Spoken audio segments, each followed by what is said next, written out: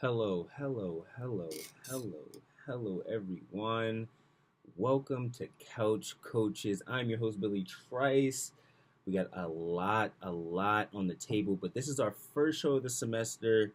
Feels great to be back. Feels great to be back on air. Feels just great to be back here at ESU. I had a great summer. Those are my listeners who's listening right now, who's been following Couch Coaches all summer and been listening to my little snippets that I've been throwing up on my YouTube channel that I started. I appreciate that love and I appreciate you guys listening to me tonight. Um, Man, just glad to be back, man. Just so glad, so happy, ready to get the semester started. A very busy semester. It's coming to the end of my college career. Only got a few more semesters left. And I'm really trying to put this work in and really trying to get better and really trying to, put myself in a great position to where I can do this for the rest of my life. So I really do appreciate everybody who listens to my stuff and listens to my content and actually cares about what I have to say, and it really does mean a lot to me. But um, you know, I want to get on with the show, and I want to talk about. We have so much to talk about today. There's so much. I was really prepping for the show, and I was just trying to pick out certain things that I wanted to talk about that I thought that were important that I thought you guys should hear my opinion on. And first tonight we're gonna start off hot off the press. Is our new segment. So we'll start this segment every day. Oh, and every day I have the show. I'll have my hot off the press segment, and this is anything that I feel like that is very important, that is like new, straight off the press, that I feel like you guys really should know about. So our first topic today on hot out the press is the fact that Odell Beckham Jr. is now the highest paid wide receiver ever. Not just in the league currently right now, but he is the highest paid wide receiver to ever get paid this amount in the NFL. So he recently got a 5-year, $95 million extension with the New York Giants. There's a lot of questions out there with the antics that Odell Beckham Jr. has involved himself in, like marrying, trying to propose to the kicking net, the big brawl on against the Carolina Panthers a few years ago with Josh Norman. Also, him, sticking up his leg like a dog and peeing on the ground last season while he played the Eagles. And also this past off season, a video came out with him and this Instagram model in Europe, and that there was a white substance there. There was also a cigarello type thing in his hand. So there's a lot of questions surrounding him and whether he was going to get a contract and whether the Giants felt as though he deserved a contract and whether they were really sure they were going to give it to him. I saw a video from the Giants owner saying that they were ready to give Odell his money. They were planning on it. They just didn't know when they were going to do it. They said that they were thinking about it. They were either going to do it this year or next year, make him prove himself again another year. But I think the reason why Odell got his money and how he got his money is frankly the fact that he came into this offseason. He knew that he messed up in the a little bit during the offseason and in years prior. He knew he had to change his image, and he knew he had to do certain things in order for him to get his money. And I feel like he did those things. He came out after that whole video and stuff like that. He came out and said, he doesn't really care what people are talking about him. He's just focused on football. He's trying to get better every day. He's working out. He's working hard. I know he talked to Chris Carter in the offseason, worked out with Chris Carter a few times during the season last year. He also, he was trying to get back from that injury. He got back in time. He was at mini camps and stuff like that. So that's what you really wanted to see. He was looking for a contract, but you didn't see Odell missing practices. You didn't see him holding out. And I think that's what was the real key for the Giants giving him that money, was the fact that, the Giants saw, wait, this guy, it's contract year. He wants a contract, but, he's being a team player about it, and he's really trying to change his image. So maybe he realized what he did was wrong, and maybe he realized, maybe he's grown up a little bit, maybe he's matured a little bit, and now, now maybe we might be willing to give him this money. And I feel like that's why he got the 5 year, $95 million. He will be earning $18 million a year, 5 million incentives. 40 million is guaranteed. But if he does get injured, 65 million will be guaranteed. That's a lot of money. If you guys didn't know, he did post a video when he actually signed the contract. Well, when the contract was official, and there's a video of him dancing in the locker room with his guys, with his friends.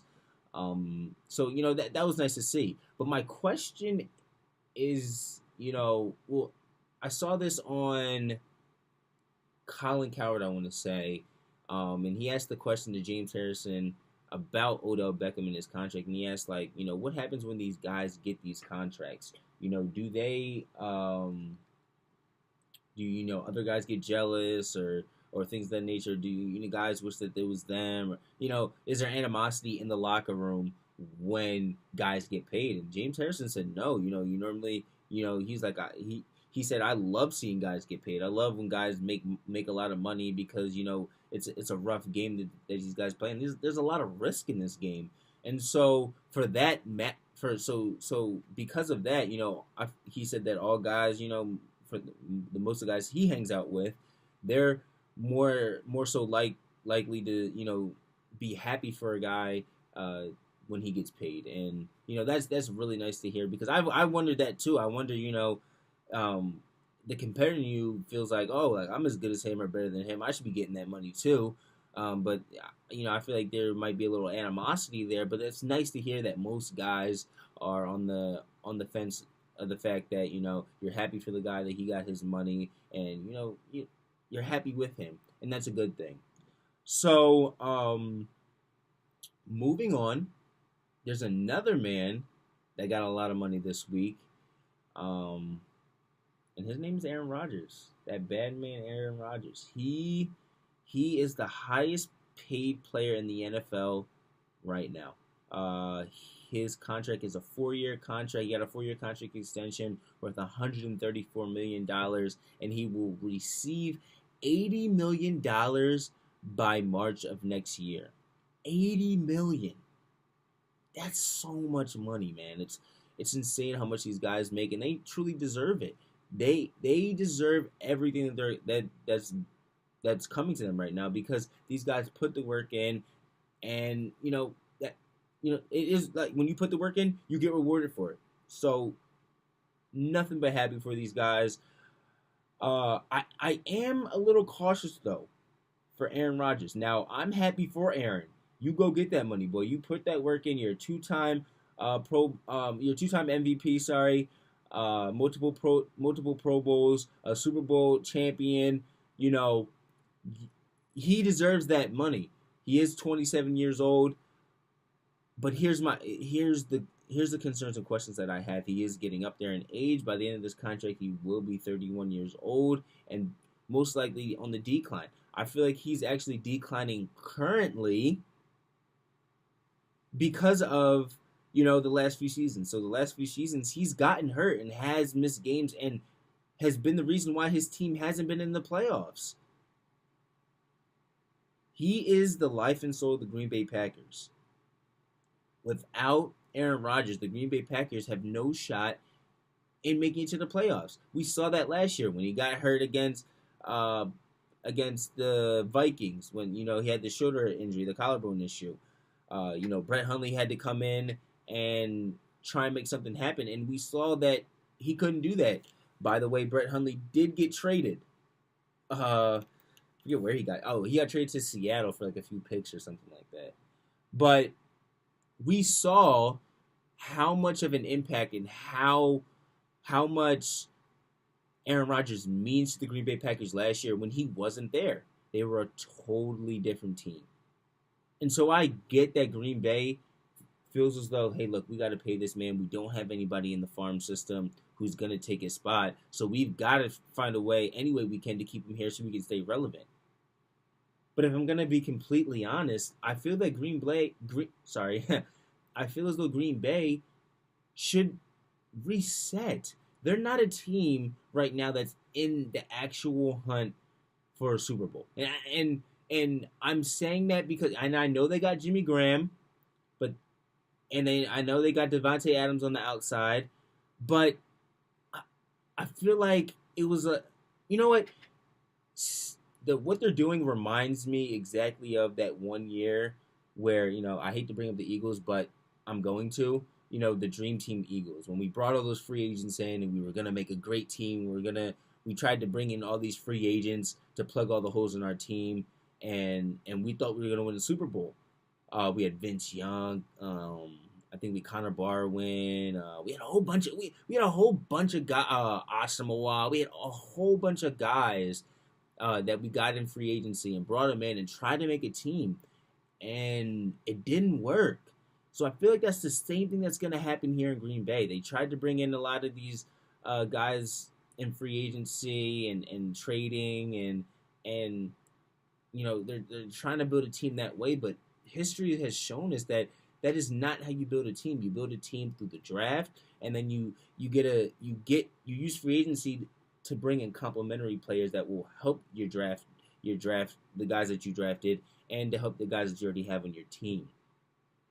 So, like the Eagles last year, they drafted Derek Barnett, right? But who did they also bring in? They brought in Chris Long.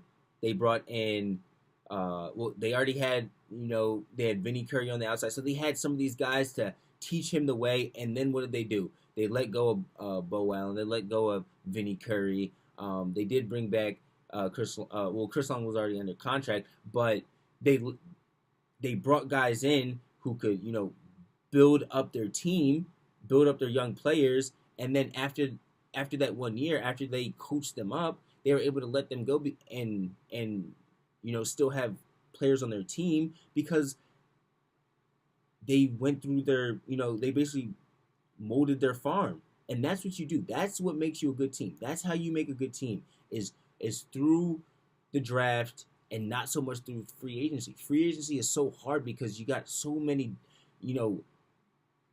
established players and guys that want to do what they want to do, and it's a lot of egos. When you bring guys off, from free agency, it's a lot of egos. So it's definitely it's definitely more difficult, I should say, to have a Super Bowl winning team when you're bringing in more guys in free agency.